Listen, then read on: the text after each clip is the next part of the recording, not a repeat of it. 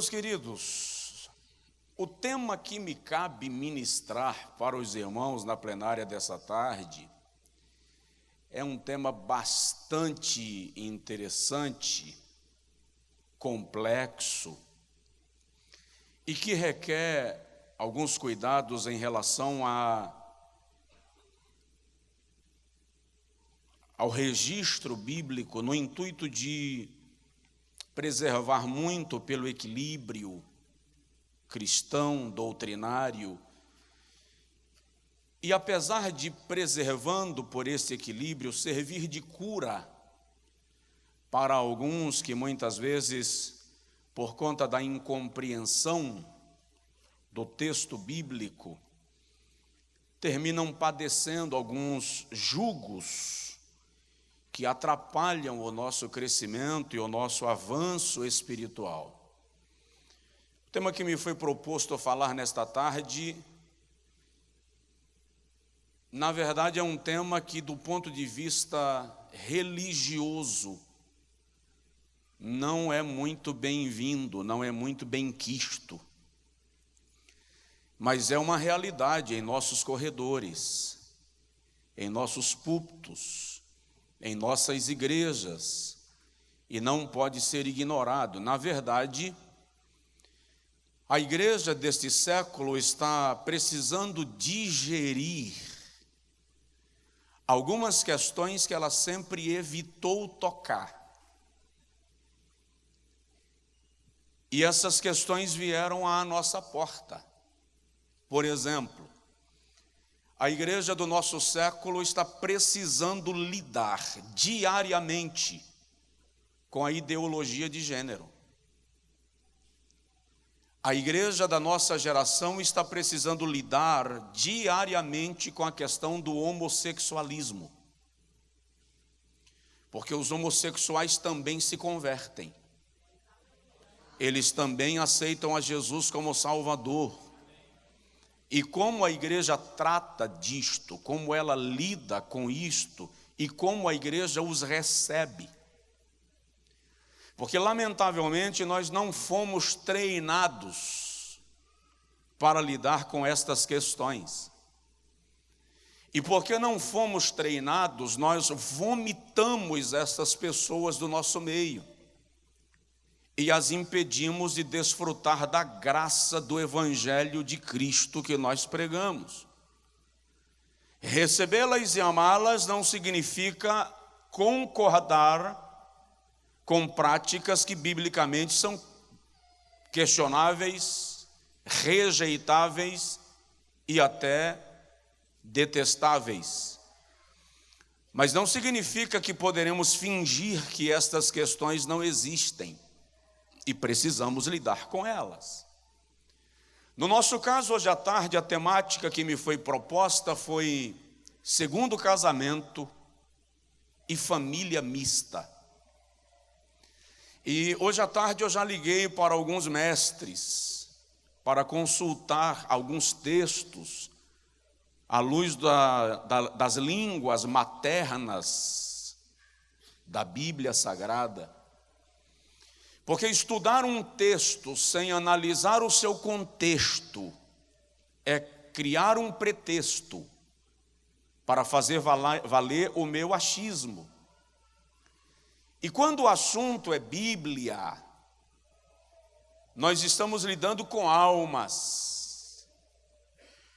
E quando lidamos com almas, estamos tratando da eternidade.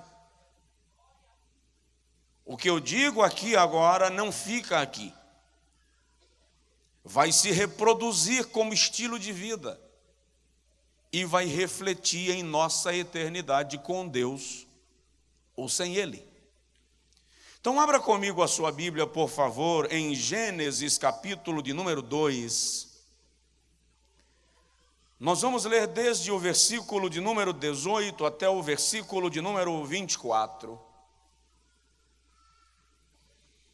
E vou compartilhar com os irmãos com muito zelo, com muita humildade, com muito carinho, aquilo que consegui colher nas Sagradas Escrituras acerca desse assunto.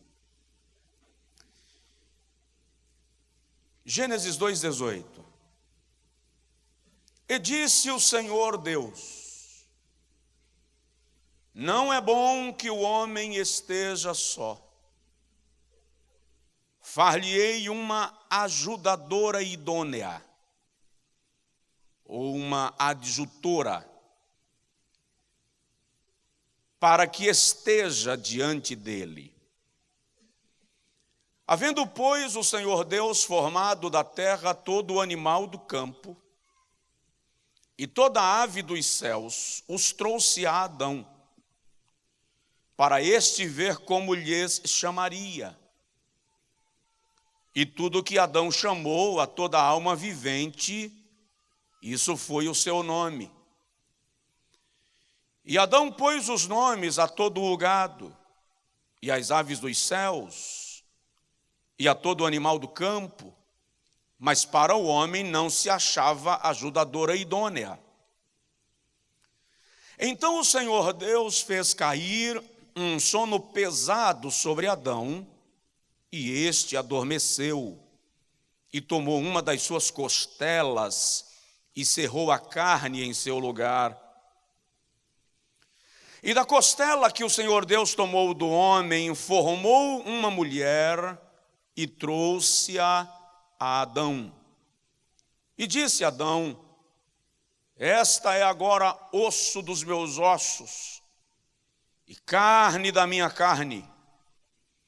Esta será chamada mulher, porquanto do homem foi tirada, tomada. Portanto, deixará o homem a seu pai e a sua mãe, e apegar-se-á à sua mulher, e serão ambos uma carne. Diga comigo amém. Bendito Deus, nós precisamos da tua direção, do ensinamento do teu Espírito, que é o pedagogo excelente. Que o Senhor nos oriente em tudo. Nosso coração e mente sejam regados pela tua presença, para compreendermos a tua palavra e vivermos de maneira que o teu nome seja honrado em todo o tempo. No nome de Jesus, amém e amém. Bom, como eu disse, queridos, e hoje, agora não é uma pregação, é estudo bíblico, então a gente vai compartilhar de maneira bem pausada. Nós estamos diante de um tema bastante complexo. E nas minhas bisbilhotagens à Bíblia, cheguei à conclusão que não é um assunto que a gente consegue dirimir em um estudo de 40 minutos, 50 minutos, 1 hora. Na verdade, ele é digno de um seminário e certamente gerará cura e transformação em corações e mentalidades. Porque para discutir o conceito do segundo casamento e de famílias mistas, o primeiro desafio é conceituar casamento e conceituar família. E esta conceituação de casamento e de família precisa ser feita à luz da Bíblia e à luz da sociedade odierna. Óbvio que o nosso guia de regra, de prática e fé é a Bíblia Sagrada.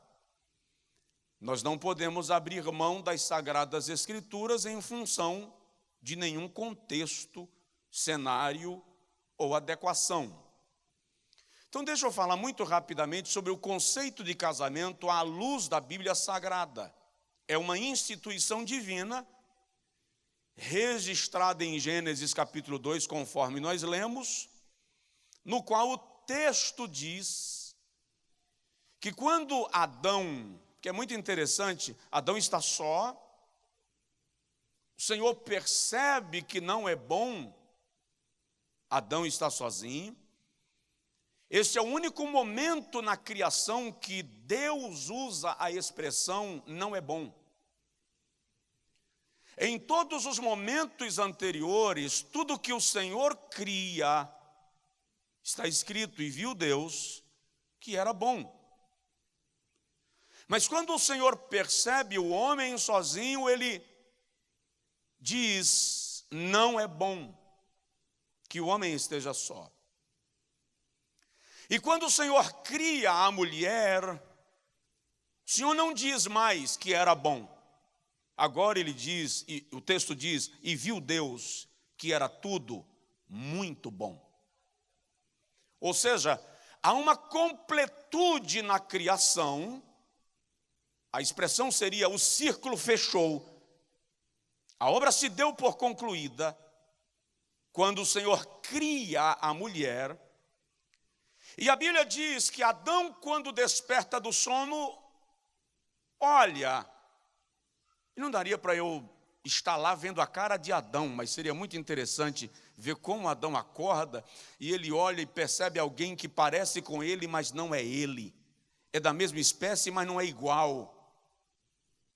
E Abraão diz: osso do meu osso, carne da minha carne, mulher, Ixá. Só que o que é interessante, e lamentavelmente o texto da língua portuguesa altera bastante alguns textos bíblicos para a nossa melhor compreensão, porque eu já vi gente contando a costela para ver qual é o lado que tem menos uma. Como se Deus tivesse tirado costela mesmo, só que o texto hebraico não sugere a tirada de uma costela, sugere a tirada de um lado, uma banda, uma metade. Indica que Deus parte, arranca metade, desencaixa metade do homem, e daquela metade ele cria a mulher. Por isso a expressão sua metade. Literalmente, a mulher foi criada para ser a outra metade. E não resta dúvida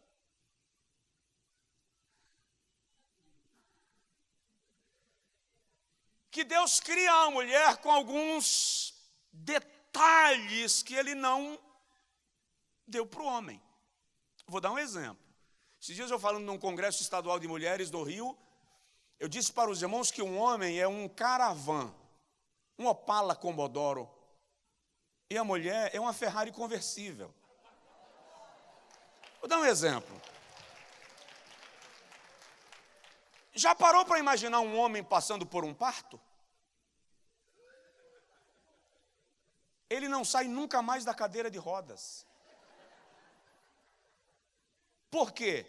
Porque a mulher foi criada com uma estrutura óssea que permite um desencaixe para a acomodação da criança no útero e para no dia do parto a criança nascer normalmente. E depois que nasce, toda a sua estrutura óssea volta à posição original. Só uma mãe sabe o que isso significa. Se você quiser entender um pouquinho, vai cursar medicina, anatomia. Então Deus cria a mulher literalmente para ser a metade. Por isso Eva é o lado de Adão. Não é do lado, é o lado.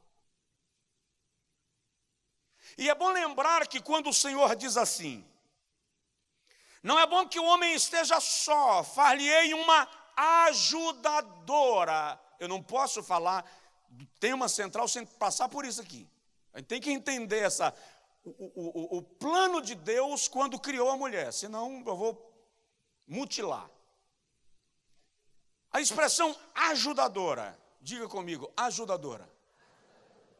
A palavra hebraica para ajudadora, ezer, indica literalmente aquela que cerca, aquela que protege, aquela que auxilia ou ajuda.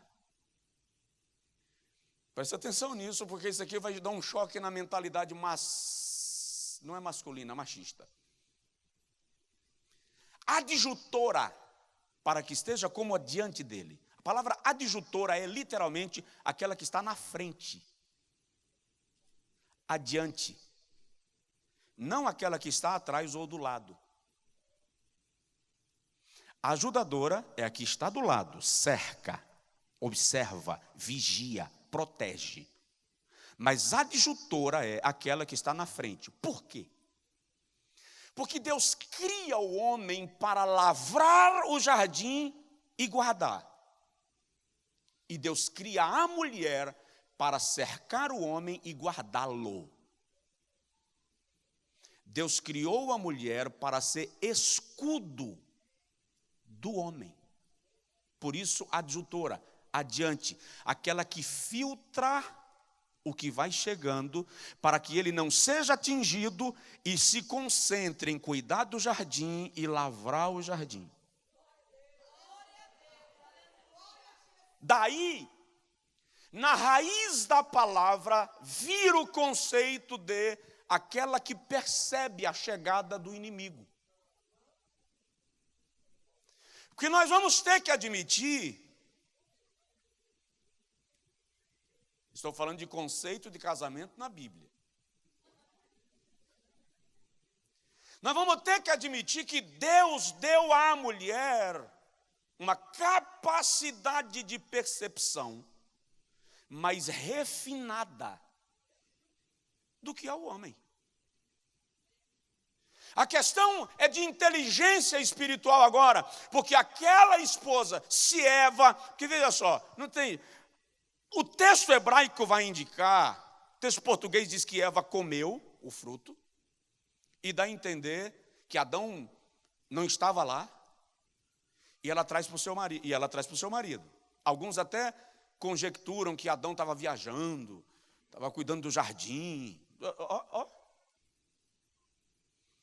A ideia ali é de a serpente abordando Eva, Eva vem consultar Adão, o texto hebraico diz, e comeu juntamente com ele, a aprovação dele. A mulher que descobre esse nível de inteligência espiritual, e ela sabe que ela é escudo, e em vez de tomar decisões lá, ela diz assim, aguarda que eu vou consultar o meu marido. Ela está debaixo de uma bênção de Deus extraordinária, porque está cumprindo o seu papel de escudo, de adjutora. É por isso que quando o Senhor vem conversar com Adão, ele diz, maldita é toda a terra por tua causa. Ele não diz por causa de Eva, porque Eva consultou e Adão aprovou. Por isso que em Romanos 5,12, Paulo diz, por um homem, e a expressão ali de homem não é raça humana, é gênero masculino. Por Adão entrou o pecado no mundo, não diz por Eva, por uma mulher. Porque Adão concorda com a participação do fruto. O papel de Eva ali é o de escudo, ela é escudo. Nós precisamos desenvolver sabedoria e inteligência espiritual para entender essa missão da mulher e ela cumpri-lo com equilíbrio. Amém? Deixa eu dar mais um exemplo rapidinho.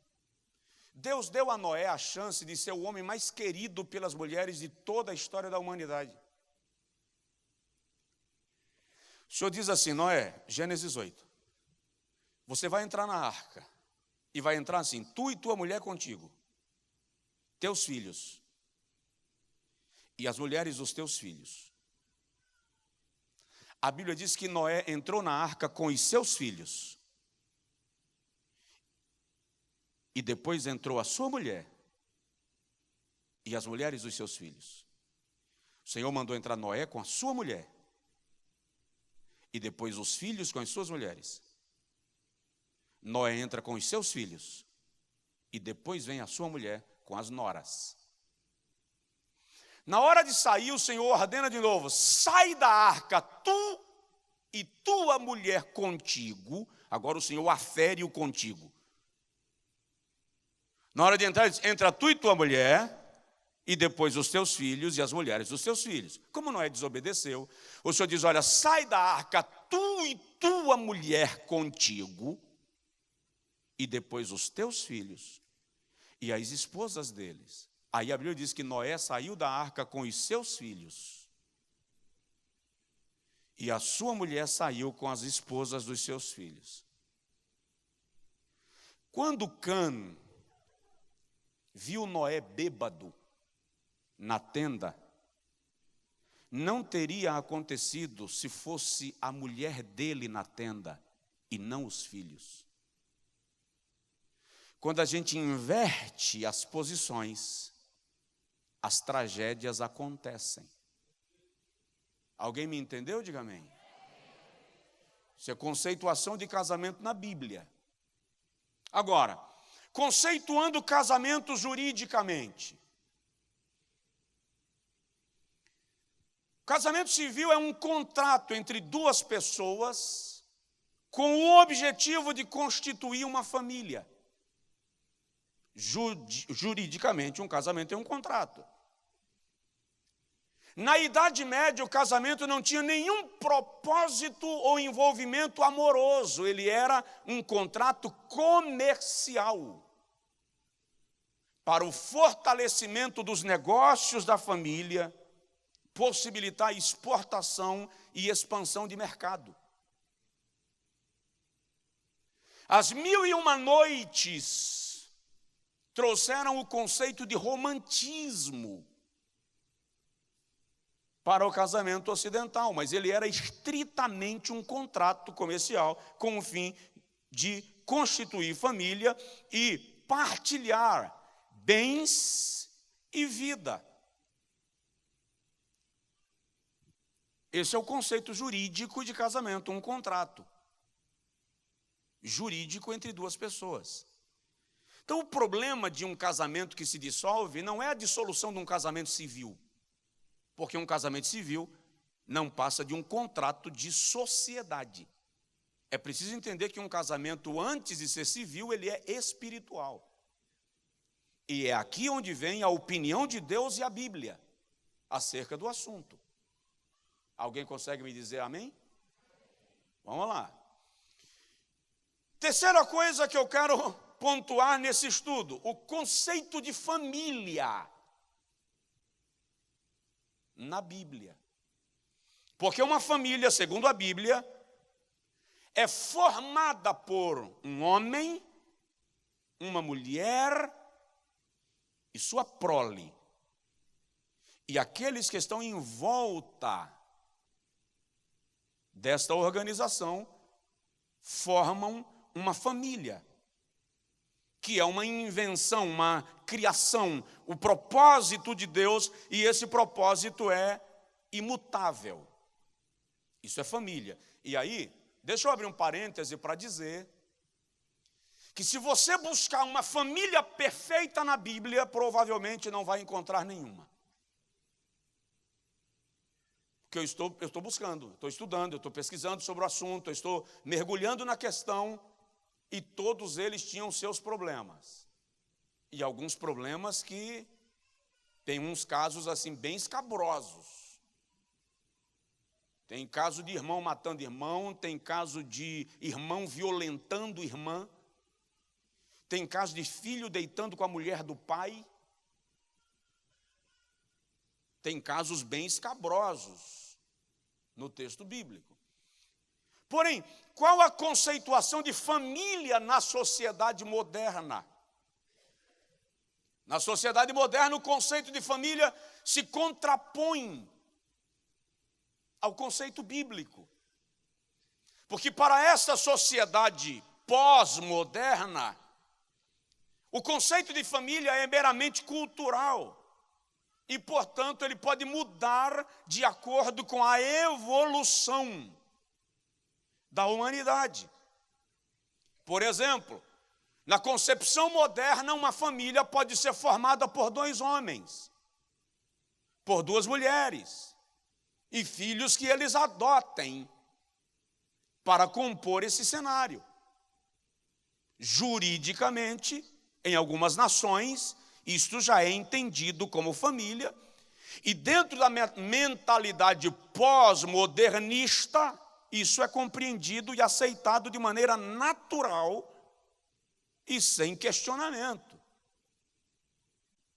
Perdão?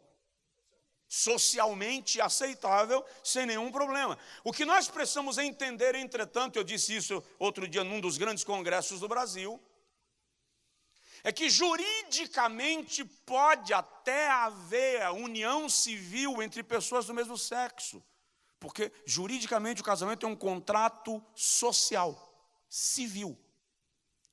Espiritualmente é que não cabe, não comporta. E isso está na raiz da palavra, vou lhe dizer. Quando Deus cria homem, a palavra hebraica para homem é ish. Diga comigo, ish. A palavra hebraica para mulher é isha. Isha. Na formação da palavra ish, há uma pequena letra hebraica chamada iod. E na formação da palavra isha, há uma letra chamada rei. A junção de iod e rei forma a composição da palavra iod-rei, que é a abreviatura de Yehová, e compõe o tetragrama antigo da impronunciável palavra que era o nome de Deus. Significa dizer que só há presença de Deus quando há união entre iod e rei, um homem e uma mulher. Aí Deus está ali.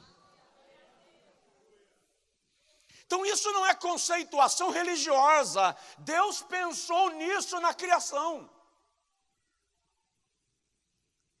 E quando ele pensou acerca disso na criação, ele deixou estabelecido que só há uma união espiritual onde houver ish e isha, iod, rei. Deus está presente. É isto que sacraliza, é isto que santifica o casamento. A presença de Deus. Dá para dizer amém? Provoca aí o irmão do seu lado e fala com ele assim: Deus está lá em casa.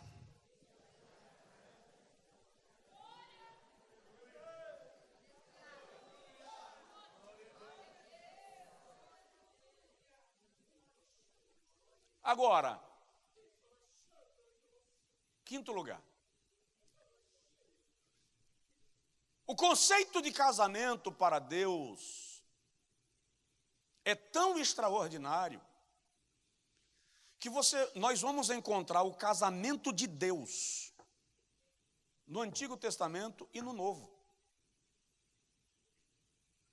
Nós vamos encontrar Deus se casando com Israel no Antigo Testamento e Jesus se casando com a igreja no Novo Testamento.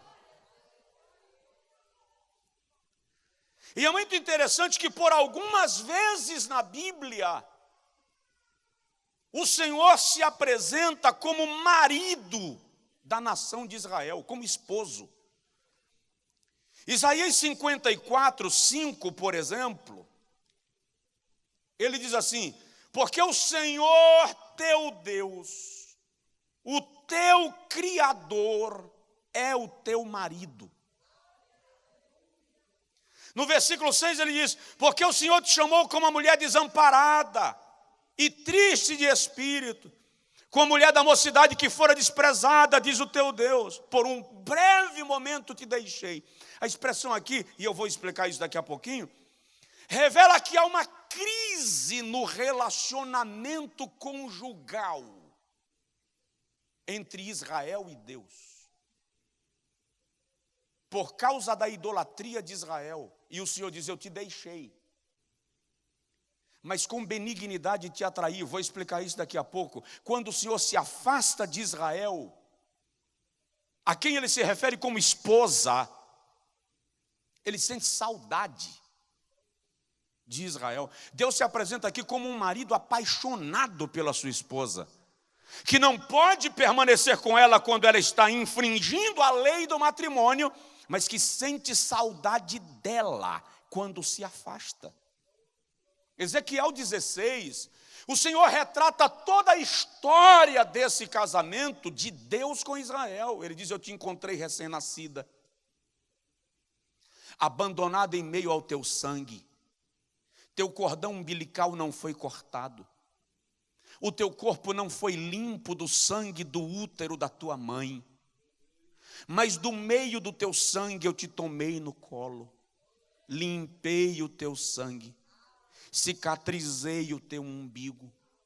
Cuidei de ti como de uma menina. Te fizestes moça e eu te amei e te tomei como minha esposa. Isso não é heresia, está lá.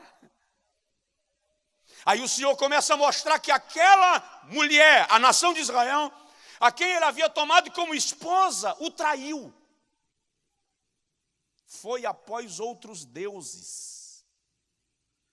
E ele diz assim: me traiu e se prostituiu. E o Senhor diz: e se prostituiu com vários homens. Ali ele mostra Israel se comportando como uma mulher casada que decidiu se tornar prostituta. E todo o capítulo 16 de Ezequiel revela a Deus sofrendo como um marido que ama, mas que é rejeitado pela sua esposa. Oséias retrata isso. As pessoas discutem se o relato da vida de Oséias é verídico ou metafórico, mas a questão é que Deus está se utilizando de Oséias e é muito possível que seja verdade, muito possível, porque um dia ele manda Ezequiel fazer sopa de fezes e comer. Para quê? Para que Judá entenda o que eles vão padecer no cativeiro. Então, às vezes o profeta era desafiado a algumas experiências sobre-humanas para representar para Israel o que Deus estava lhes avisando. Então a mulher de Oséias o abandona e vai viver uma vida de prostituição.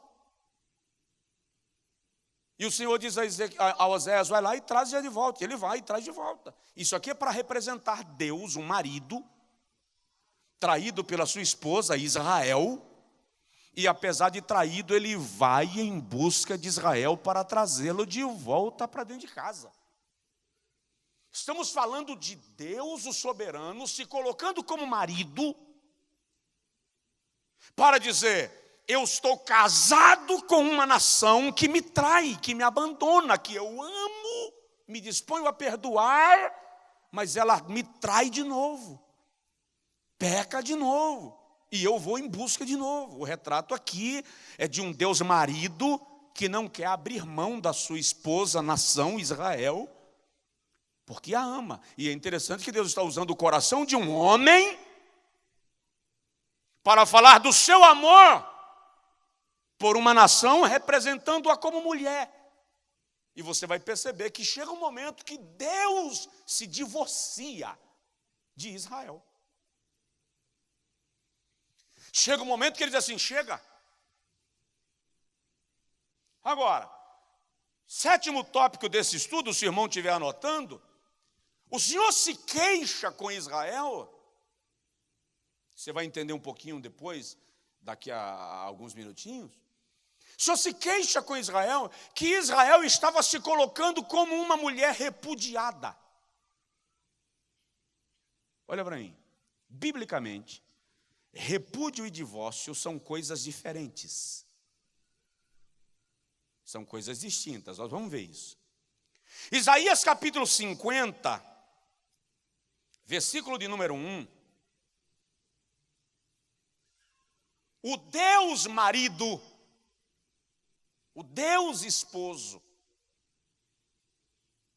está se queixando que a sua esposa, Israel, nação, está se prostituindo com outros deuses. E quando os seus amantes, é só ler Ezequiel 16 que Deus chama isso de amantes, Quando os seus amantes, as outras religiões, lhe perguntam, mas você não é casada? A nação de Israel responde, eu fui repudiada. Eu estou repudiada. Aí no capítulo 50 de Isaías, o Senhor diz assim, onde está a carta de divórcio da vossa mãe? Onde está o meu repúdio à vossa mãe? O Senhor está dizendo, eu não liberei vocês para terem outros relacionamentos. Vocês não foram divorciados de mim, e nem eu vos repudiei. O Senhor está dizendo, essa relação que vocês estão tendo com outros deuses é adultério. Eu não dei a vocês carta de divórcio, eu não liberei vocês. Há um Deus aqui, esposo, que continua sofrendo por uma esposa, Israel, que insiste em traí-lo, que insiste em prostituir-se, que insiste em pecar contra ele. Chega um momento, aqui Israel se comporta como uma mulher repudiada. Aí chega um momento que Deus dá um basta e dá para Israel carta de divórcio. Jeremias capítulo 3, versículo de número 8.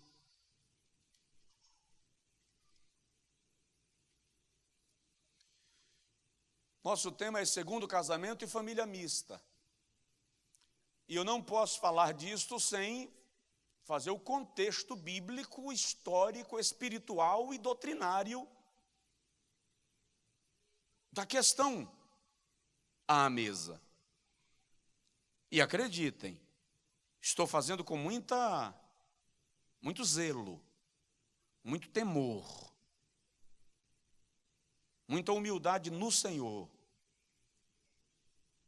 Depois de bisbilhotar muito a Bíblia, de folhear muito, eu disse há pouco, depois de consultar alguns mestres, para saber o que o assunto está nos trazendo. Então, no capítulo 50 de Isaías, Israel é uma mulher que se comporta como uma mulher repudiada. No capítulo 3, por causa do seu adultério, da sua prostituição, 3 de Jeremias, versículo 8, o Senhor diz assim, e vi que por causa de tudo isto, por ter cometido adultério, a rebelde Israel, a despedi e lhe dei a sua carta de divórcio. E a sua irmã Judá, a leivosa, não temeu, e foi também como ela, e se prostituiu.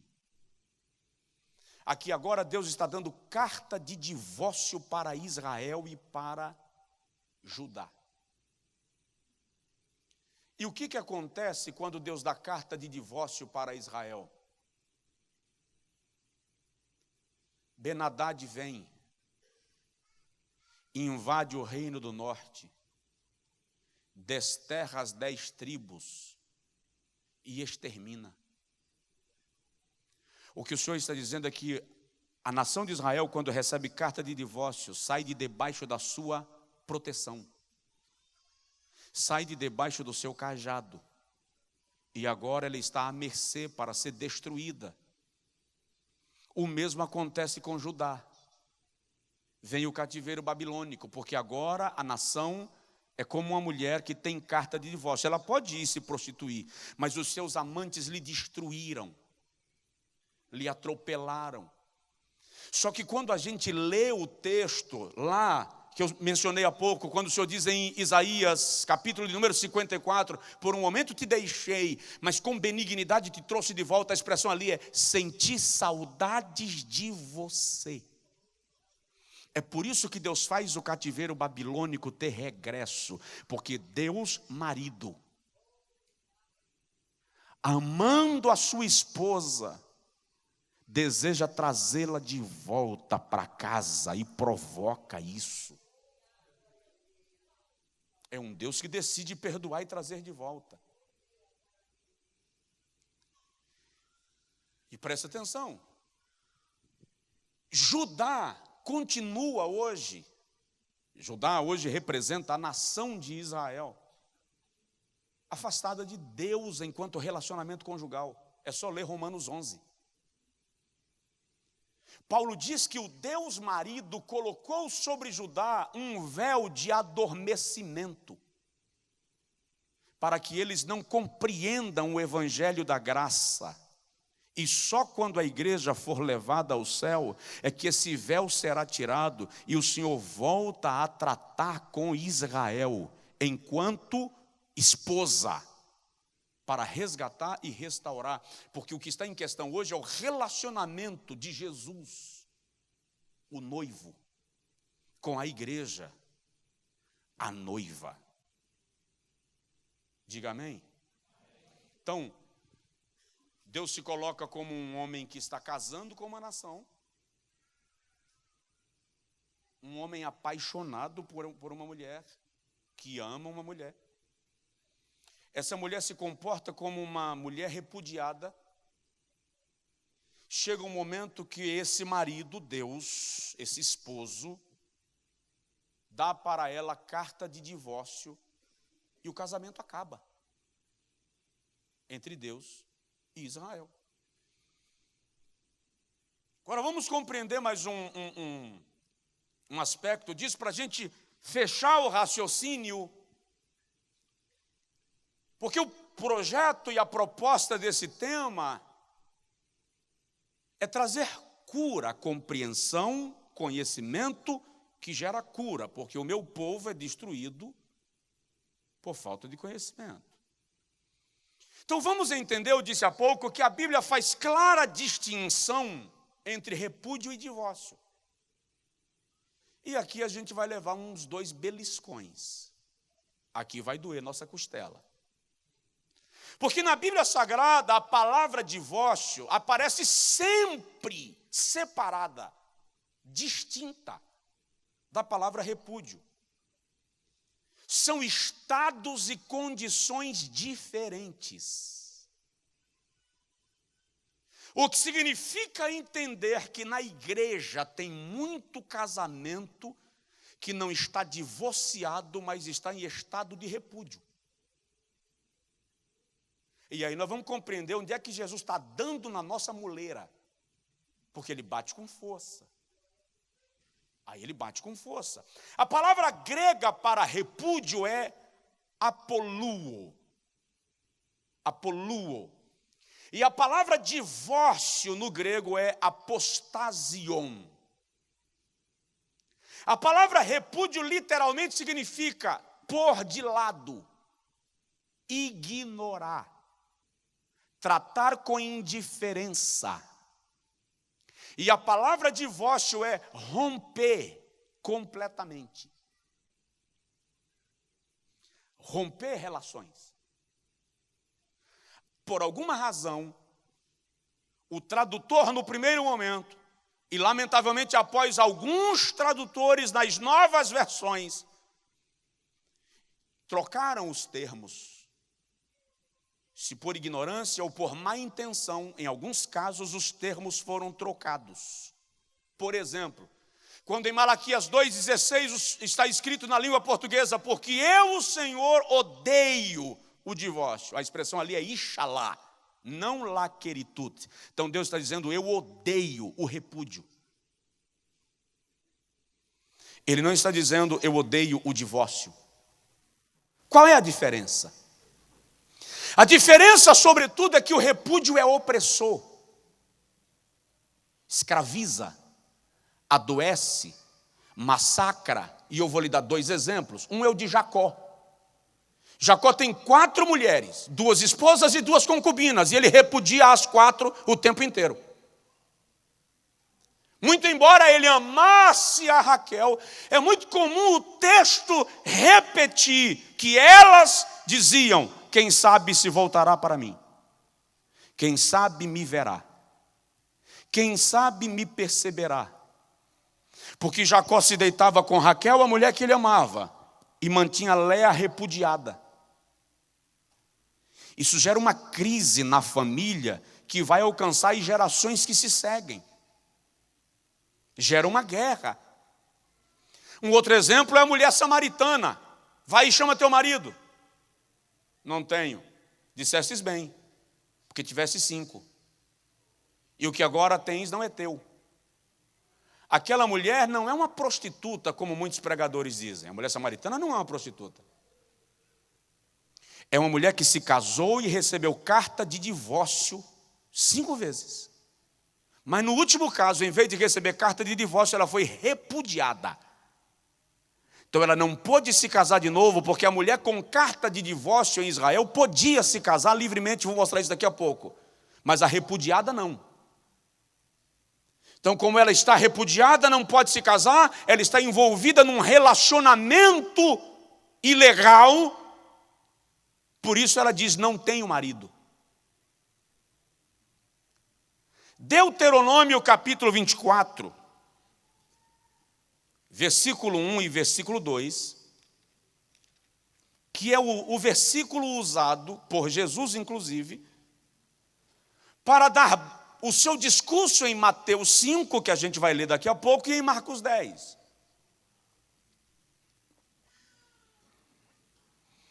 Deuteronômio 24, 1 e 2 diz assim, quando um homem tomar uma mulher e se casar com ela, então será que, se não achar graça em seus olhos, por nela encontrar coisa indecente aqui é imoralidade. No Novo Testamento, esse termo pode ser muito bem traduzido por pornografia.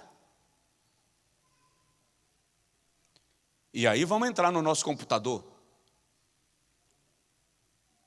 Aí diz assim, far-lhe-á uma carta de repúdio, e lhe dará na sua mão, e far-lhe-á uma carta de repúdio, e lhe dará na sua mão, e a despedirá da sua casa. Se ela, pois, saindo da sua casa, for e se casar com outro homem, e este também a desprezar, e lhe fizer carta de repúdio, e lhe der na sua mão, e a despedir da sua casa, ou se este último homem que a tomou para si por mulher vier a morrer, então seu primeiro marido que a despediu não poderá tornar a tomá-la. Aqui vem de novo a inversão dos dois vocábulos. Porque no versículo de número 1, que o tradutor da língua portuguesa usou o termo Ixalá, carta de repúdio, no hebraico original é laqueritute. Se o marido lhe der carta de divórcio, ela sai e se casa com outro homem. Se esse outro homem lhe der Ixalá, carta de repúdio, ela não pode voltar a casar-se. Então presta atenção, no primeiro caso, ela recebeu uma carta de divórcio. E recebendo uma carta de divórcio, ela se casou com outro homem. Mas no segundo caso, quando ela recebe uma carta de repúdio, ela não pode voltar a casar-se, porque o repúdio não anulava, não cancelava o casamento, apenas colocava de lado a outra pessoa. Aí quando Jesus trata desse assunto em Mateus capítulo 5, versículo 31, vou chegar lá. Quando Jesus trata desse assunto em Mateus 5,31, ele diz assim, qualquer que der à sua mulher carta de repúdio, dê-lhe também carta de divórcio. Por que Jesus está dizendo isso? Porque nos dias de Jesus, o repúdio havia se tornado uma prática contumaz, habitual. Por quê? Por questões econômicas. A carta de divórcio requeria que o homem que decidira divorciar-se da sua mulher fosse ao juiz, formalizar. O juiz iria calcular a porção dos bens dele, que seriam dados para ela pelo tempo que ela conviveu com ele. E então ele daria para ela uma carta de divórcio, e ela tanto estava livre para casar, quanto tinha a sua vida financeiramente protegida. Os homens de Israel nos dias de Jesus, e a gente encontra isso em Mateus 19, os fariseus eram praticantes absolutos do hábito do repúdio. Nos dias de Jesus, para não terem problemas financeiros, o que é que os homens estavam fazendo? Repudiava, porque não precisava dar porção. A mulher tinha que se submeter a ficar em algum lugar das suas terras, sendo humilhada por ele, ou se ela não suportasse, ela ia embora sem direito algum, sem direito de se casar, e sem nenhuma porção para mantê-la. Então ela não teria um homem que a protegesse, e não tinha nenhum recurso financeiro para se manter.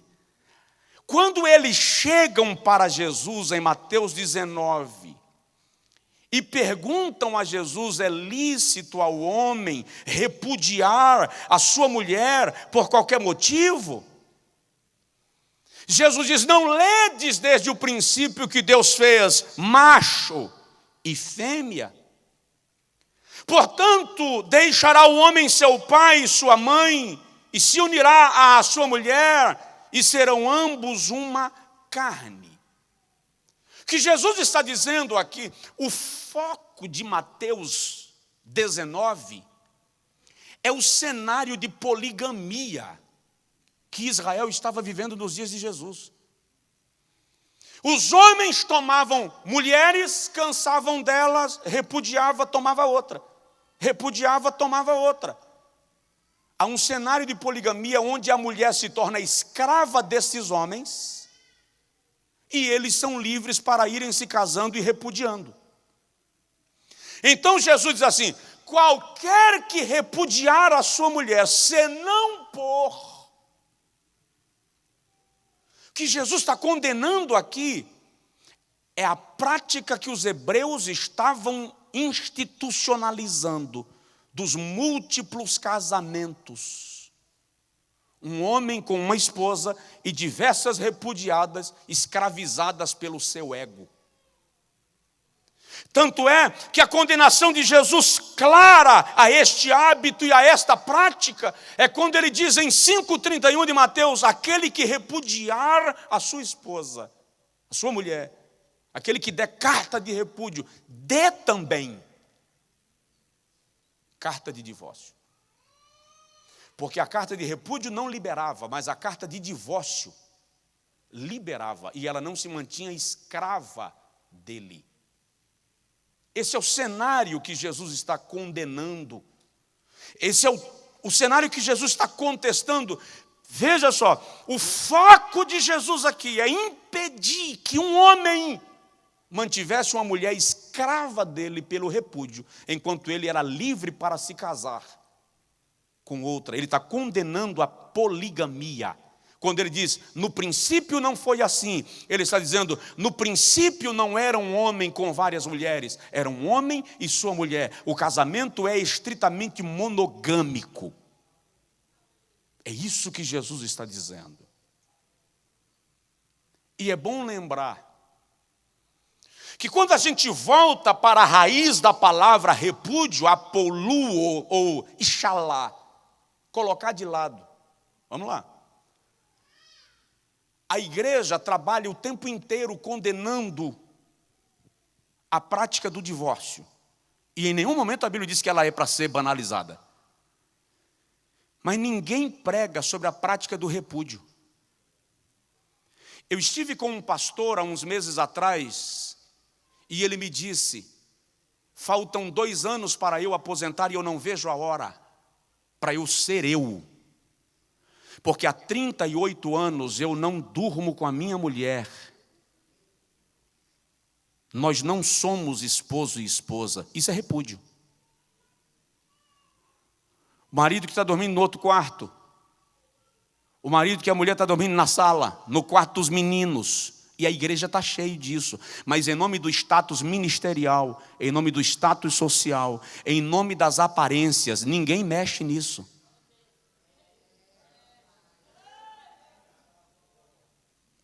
O marido que deixa a esposa ir para a cama e ele vai para o escritório acessar sites pornôs, salas de bate-papo com outras mulheres, está cometendo repúdio. E em Mateus 19 é isso que Jesus está batendo com taco de beisebol. É repúdio.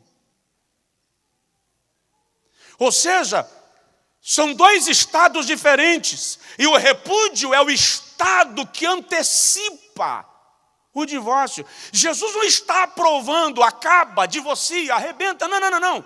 O que ele está dizendo é, o estado de poligamia que vocês estão vivendo é o que eu estou condenando, porque na vossa dureza de coração, as mulheres estão sendo escravizadas por vocês.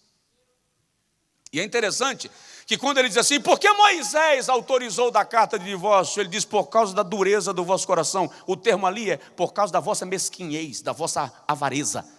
Ele está dizendo, porque vocês estão repudiando para não mexer no bolso. Então Moisés autorizou da carta de divórcio por causa da avareza de vocês. Então a pergunta nesse cenário, e eu sei que o assunto é desconfortável. Ele mexe num cascão de ferida violento. E preste atenção, se está muito desconfortável para o senhor que está me ouvindo agora, imagina como eu estou. Eu estou entre a onda e a rocha. Eu estou entre a cruz e a espada. Eu estou entre a costela sem nenhuma carne mais e a peixeira que tirou a carne. Porque o assunto é melindroso. Mas eu vou repetir. O que Jesus está condenando aqui é esse cenário de aparências de casamentos perfeitos. Quando em casa o repúdio é quem está reinando. Não há comunicação conjugal, não há relação íntima conjugal. Isso é repúdio. Em casa a gente mal se fala, na igreja a gente entra de mãos dadas. Que é para mostrar para as pessoas que nós somos a família perfeita. É isso que Jesus está condenando aqui. Vou citar um exemplo que alguém me compartilhou há não muito tempo. De um obreiro que olhou para a esposa e disse assim, você está liberada para ter relações sexuais com quem você quiser, porque eu não amo você. A gente não pode dissolver o casamento, porque se a gente dissolver, meu ministério acaba. Então você fica livre, eu não te amo, não vou te sacrificar, você fica à vontade. Mas e você? Eu sou gay. O casamento está mantido socialmente, não há divórcio, mas há repúdio. Não há apostasión, não há laqueritute, não há divórcio, mas há apoluo, ixalá. É isso que Jesus está condenando. E sinceramente, cá entre nós, eu acho que Jesus está arrancando uma casca da nossa hipocrisia. E enfiando o metiolate do mais envenenado. Para dizer assim, essa imagem de santidade que vocês estão vendendo só convence quem está diante de vocês, mas não está dentro. Mas eu conheço a intimidade de cada casa e sei o que é que está acontecendo lá. Vou concluir. Preciso, né, pastor Jean? Aleluia. Não está na hora de a gente rever algumas coisas? Jesus não banalizou o divórcio. Ele só disse assim, pior do que da carta de divórcio é da carta de repúdio. E a gente se concentra no ponto que é conveniente para nós. Mas aquele que mexe com a nossa hipocrisia religiosa, a gente deixa isso quieto. E é interessante que nesse cenário, Jesus vem e traz 3 perfis de casamentos.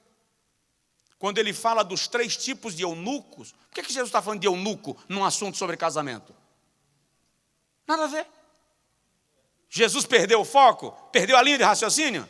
Não. Ele sabia muito bem o que falava. Que Jesus está dizendo, usando o eunuco para figurar 3 tipos de casamento. No versículo 12 ele diz, há eunucos que nasceram assim, desde o ventre da sua mãe. Eunuco não é o homem que era castrado. Era aquele que abria mão dos prazeres pessoais para se dedicar a algo, a alguém, a um reino ou a um rei. Então, o primeiro tipo de eunuco aqui, que é de nascença, Jesus está se referindo àquele moço, àquela moça que desde o ventre da sua mãe preserva a sua pureza sexual, a sua virgindade, para se casar com uma moça que também preservou a sua pureza sexual. Nasceram assim, estão esperando o encontro da outra parte, também pura, para se unirem. Meu filho está por casar no mês de janeiro. E eu tenho dito para ele, se preserve a pureza. Não aguentou até aqui? Aguenta mais um pouco. Tem uma bênção especial para os moços e moças que aguardam o momento de desfrutar da vida sexual dentro do ambiente conjugal. Está na hora de voltar a ensinar isso para as nossas moças, para os nossos rapazes, na igreja. Porque eles estão enfrentando esse desafio na faculdade, na escola. Aliás, eu me irritei ontem no avião, quando eu vi uma moça perguntando para uma menina de 3 anos como é o nome do seu namorado. As pessoas perderam o conceito de casamento e de família. A namorada agora é nora.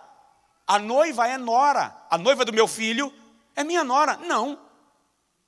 Ela se tornará minha nora quando ela estiver casada. Essa banalização do termo é uma forma de validar os privilégios da vida conjugal antes do casamento acontecer. Nós temos que entender isso. Segundo tipo de casamento que Jesus cita aqui no texto, ele diz, e há eunucos que foram feitos eunucos. Jesus está falando daquele casamento que ele não queria, ela não queria, mas alguém forçou. Foi na ponta da espada. Foi na ponta da peixeira. Quando você tenta pegar um erro do teu filho e transformar o erro dele em casamento, você está colocando ele e a moça num sacrifício que Deus não planejou. Eu recebi um casal de obreiros na nossa igreja, obreiros nossos. Pastor, minha filha ficou grávida. O namorado é um infeliz, um traste. O que eu faço? Cadê a menina? Expulsei de casa. Primeiro passo, você vai sair daqui e vai buscá-la. Traga para dentro de casa. Mas eles não vão casar, já conversei com o infeliz do cara. Isso é um miserável. Aí ele estava muito nervoso. Falei, a sua filha tem pai? Tem. Tem mãe? Tem. Então a criança tem avô e tem avó. Traga para debaixo da sua cobertura espiritual. Não perca sua filha por causa de uma gestação imprevista, porque senão você perde a filha e o neto. Sacerdócio é isso. Ser sacerdote quando tudo está perfeito é ó. Mas na casa de sacerdote tem problema. Na casa de sacerdote tem luta. Filho de sacerdote também tropeça. E é aí que o sacerdócio se manifesta. Traz para dentro de casa. Trouxeram. A menina ganhou neném. Está lá na igreja. O neto no colo do avô. A menina na igreja servindo a Jesus. A família restaurada. E deixa Deus conduzir as coisas a seu tempo. E há aqueles que se fizeram eunucos. São aqueles que decidiram se dedicar a Deus em função do casamento, apesar de alguns espinhos. abrem mão de alguns prazeres e privilégios, mas se mantêm lá, porque decidiram glorificar a Deus nisto. Agora, o que não é justo é você se manter no casamento repudiado, porque isso não é para a glória de Deus. Então é preciso haver cura e restauração, e isso é para hoje. Diga comigo, é para hoje. Dentro disto, e eu concluo, até porque já colocaram ali uma tela de 72 polegadas, dizendo que eu tenho 2 minutos. Doutor,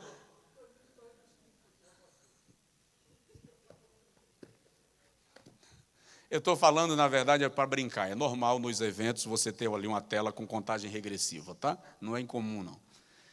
Então, como lidar com o cenário das famílias que na pós-modernidade são chamadas de famílias mistas? Uso 2 minutos para falar isso. Como inibir conflitos quando ele casa e tem um filho, e ela casa e tem também um filho, ou 2, ou 3? Como é que lida com isso? Não vou comentar porque não dá tempo. Primeiro, precisa haver cura. A maioria das pessoas que ingressam num segundo casamento, ingressam antes de serem curadas dos traumas que foram vividos na primeira situação. E quando você não é curado, você transfere para o novo cenário as experiências que você viveu no primeiro. Daí os ciúmes, as inseguranças, as discussões, os aparelhamentos, as comparações, que são doentias. Toda comparação é doentia nesse ambiente. Então, o primeiro passo é: você foi curado? Não foi? Se diz um casal ficou revoltado comigo porque eles queriam casar, segundo casamento, eu perguntei para ela: quanto tempo de separada a irmã tem? 1 ano, pastor. E você, irmão?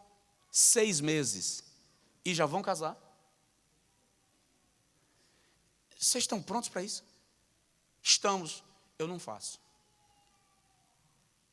Por quê? Porque eu vou ter que atender vocês daqui a 2 meses para resolver problemas conjugais. Vocês não foram tratados ainda. Vou resumir o coreto. Foram a outro pastor e o outro pastor fez o casamento.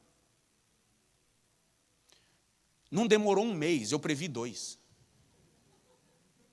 Ela chegou no meu gabinete querendo voltar para a igreja, porque por revolta eles saíram da igreja, querendo voltar para a igreja e pedindo aconselhamento que não estava suportando e já tinha dado entrada no divórcio de novo.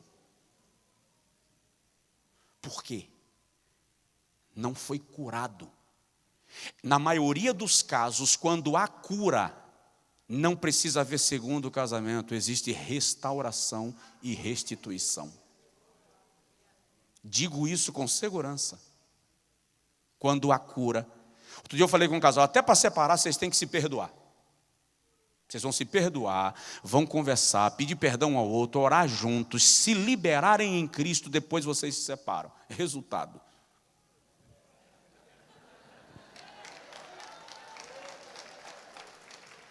segundo, é preciso haver amor,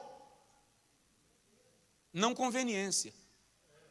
E amor significa que eu não posso casar com uma mulher que tem filhos de outro relacionamento, amá-la e odiar os meninos. Não são filhos do sangue, mas são filhos do coração. Isso tem que ser conduzido com amor. Terceiro, para agilizar, sacerdócio. Não posso exercer sacerdócio sobre os meus filhos e rejeitar exercer sacerdócio sobre os filhos que eu recebi debaixo do meu cajado. Em outro momento, em outro CONAD, a gente trata disso. Quarto, comunicação. Nenhum relacionamento sobrevive sem comunicação.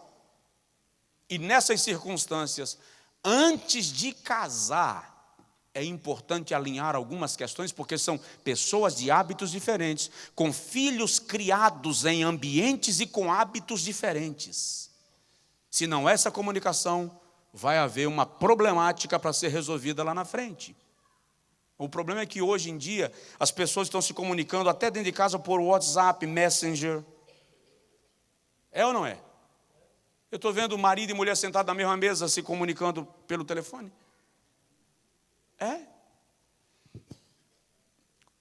Precisa haver alinhamento em quinto lugar. O que é alinhamento? Por que se namora? A palavra namoro, etimologicamente, é conhecimento. Os jovens namoram para que eles se conheçam e haja um alinhamento natural.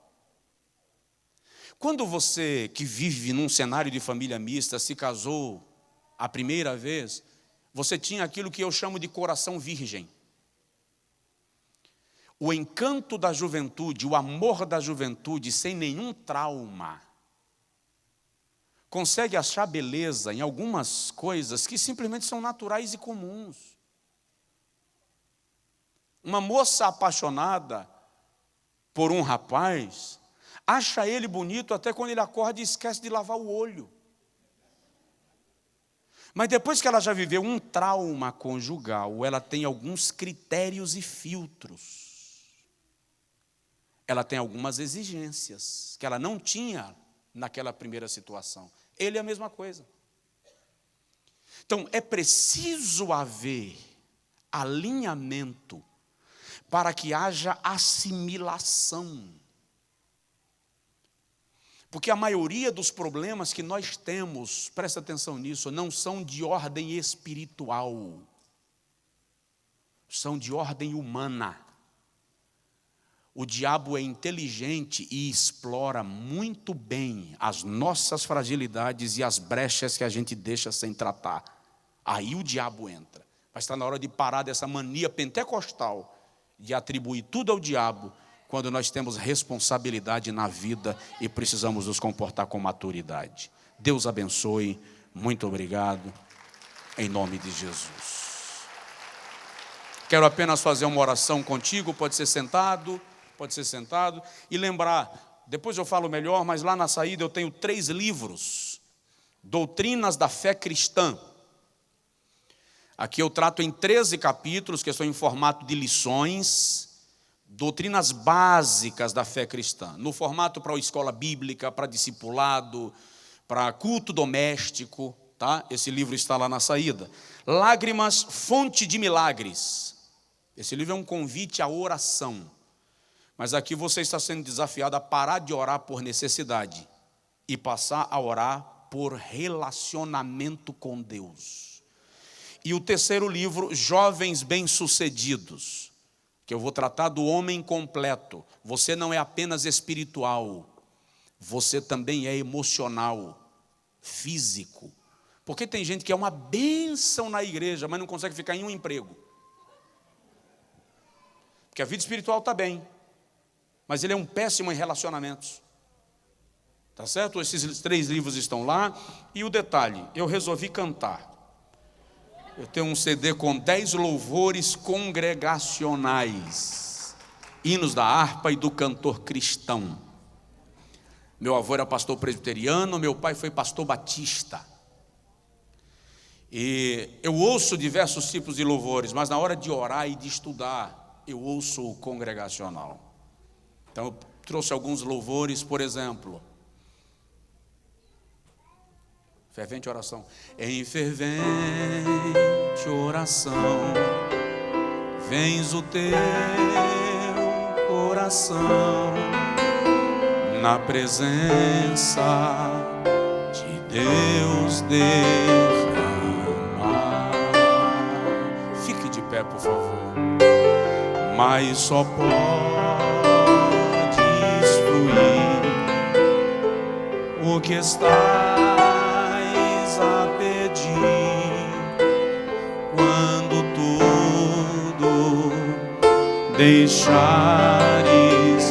no altar. Senhor, tua palavra foi ministrada ao longo desta tarde. O que eu quero pedir agora é que a nossa mente seja conduzida pelo teu Espírito, para entendermos bem como colocarmos em prática aquilo que glorifica o nome de Deus em nossa vida. Abençoa as famílias aqui nesta noite, com cura, restauração e milagre, em nome de Jesus. Amém. Meu pastor.